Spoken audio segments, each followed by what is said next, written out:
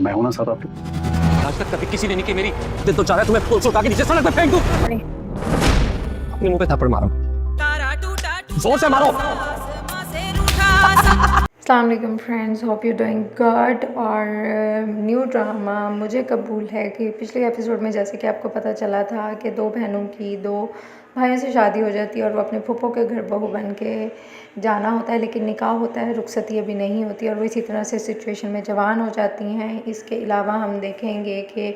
जब मायरा अपने हस्बैंड से फ़ोन के बारे में बदतमीज़ी करी होती है कि उसने रॉन्ग एड्रेस क्यों दिया, और पीछे जब वो देखते हैं तो उसका हस्बैंड खड़ा होता है, जिसके बाद उसका हस्बैंड सबके सामने तो रिएक्ट नहीं करता, लेकिन जब वो अकेले में होता है तो वो ज़रूर मायरा के ऊपर अपना गुस्सा निकालेगा और उसको कहेगा कि मेरा दिल चाहता है कि मैं तुम्हें इस ब्रिज से फेंक दूँ, और उसको कहता है कि अपने ऊपर थप्पड़ मारो, ज़ोर ज़ोर से हंसो। इसके अलावा जब दादी अपनी फैमिली के साथ अपने नवासों के घर जाएगी तो वहाँ पता चलेगा कि बिज़नेस का अच्छा खासा लॉस हो गया है और अब बाहर से भी जो कर्ज़ा लिया उसका कर्ज़ा उतारने के लिए घर बेचना पड़ेगा। इसके अलावा जब सलमान को मायरा फ़ोन करती है, दादी के कहने पे अफसोस करती है बिज़नेस का, तो उसको तो ऐसा कोई फ़िक्र नहीं होती, अलबत्ता उसे मायरा की जॉब में बहुत इंटरेस्ट हो रहा होता है और कहता है मुझे एड्रेस देना, मैं आऊँगा, जिसमें मजबूरन मायरा को उसे गलत एड्रेस देना पड़ता है क्योंकि वो ज़िद कर रहा था और मायरा कहती है कि मेरा ऑफ़िस में पहला दिन है, मैं कैसे इसको बुला लूँ, इसलिए वो गलत एड्रेस दे देती है। दूसरी तरफ हमने देखा कि दादी जब अपनी बेटी के घर जाती है, वहाँ जाके पता चलता है कि अच्छा खासा लॉस हो गया है और उनका दामाद उन्हें बताता है कि खाली मेरा पैसा नहीं डूबा बल्कि अरसलान ने बाहर से कई लोगों का कर्ज़ा लिया हुआ है जिसको उतारने में हो सकता है ये घर बेचना पड़े, और हो सकता है कि अब हमें आपकी बेटियों की रुखसती भी लेट करनी पड़े, और वो भी अच्छा खासा चालाक बंदा दिखाया है। दादी बड़ी परेशान होती है और कहती है कि तुम फ़िक्र ना करो, लेकिन अब उन्हें क्या करना पड़ेगा और किस सिचुएशन में इन दोनों की रुखसती हो पाएगी या नहीं, सो उस वक्त के लिए वी विल वेट। और आने वाली एपिसोड में हम देखेंगे कि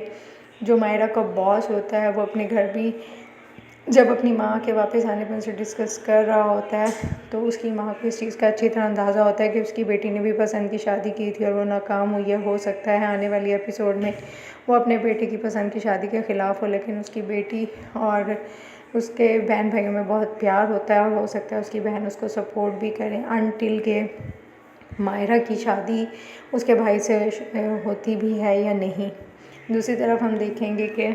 मायरा के बॉस को उससे इम्प्रेस और रिश्ता भेजने की इतनी जल्दी है कि वो उसे बुलाएगा और उसकी तारीफ़ें शुरू कर देगा, जिसके बाद वो माइंड करेगी और ये कहेगी कि हम उससे रिलेवेंट बातें करें, जिस पर वो बहुत शर्मिंदा होगा और मायरा ऑफिस से बाहर चली जाएगी और वे सिचुएशन में बहुत एम्बेरस फील करेगा और अपने फ्रेंड से बताएगा यार मैं